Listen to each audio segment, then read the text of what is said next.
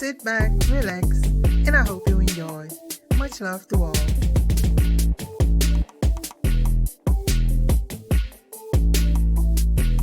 King Solomon was the legendary king of the Israelites, son of David, builder of the Temple of Jerusalem, and commander of an army of demons or jinn.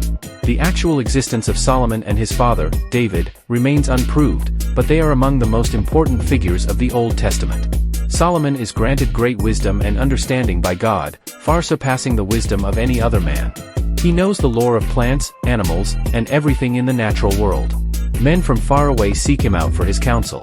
In legend, his wisdom expands to include formidable magical knowledge, and his name, including Son of David, is used to control both good and bad spirits. The Book of Solomon's Magic, in 1 Kings, Solomon takes the throne upon his father, David's, death.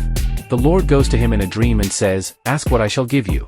Solomon replies that he wishes to be given an understanding mind for governing and for discernment between good and evil. Pleased that he has not asked for riches, God says, "Behold, I give you a wise and discerning mind, so that none like you has been before you and none like you shall arise after you." God also grants him incomparable riches. Thus does Solomon become famed for his wisdom.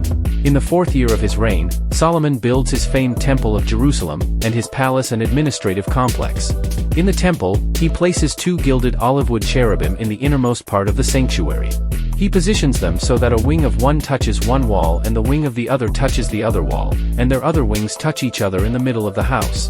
When the temple is dedicated, priests place the Ark of the Covenant, containing the 2 stone tablets of Moses upon which are written the 10 Commandments, underneath the wings of the cherubim. Solomon has another vision, in which the Lord promises that his house will prosper as long as the commandments are kept and no other gods are worshipped.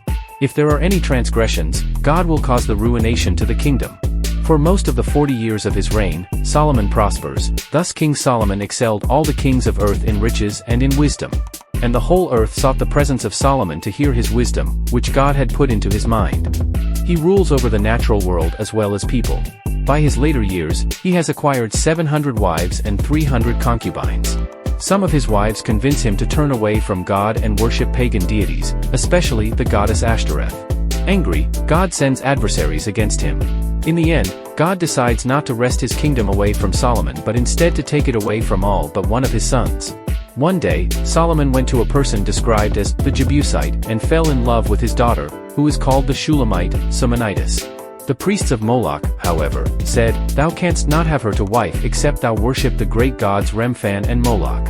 Solomon refused, but they gave him 5 locusts and said, "Crush these upon the altar of Moloch, and it will suffice." Solomon said, "And so I did, and immediately the Spirit of God departed from me and I became a laughingstock unto the idols and to the demons.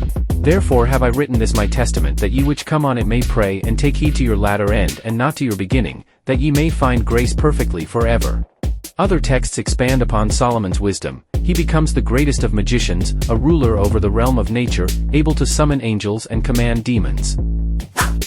Thank you for watching. I hope to see you again. Till the next time. Much love.